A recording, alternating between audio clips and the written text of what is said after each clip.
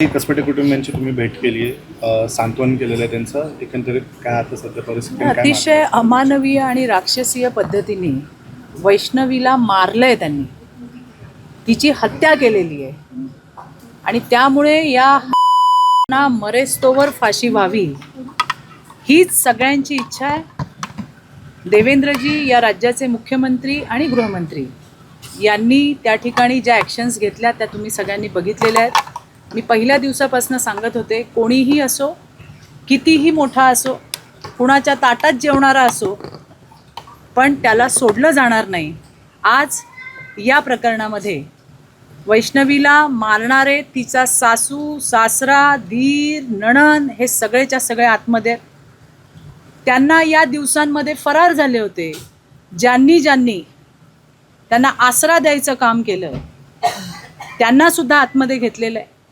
एक माणूस फरार आहे, तो सुद्धा लवकर पकडला जाईल. मला तर वाटतं की आणखीन चौकशी चालू आहे पोलिसांच्या.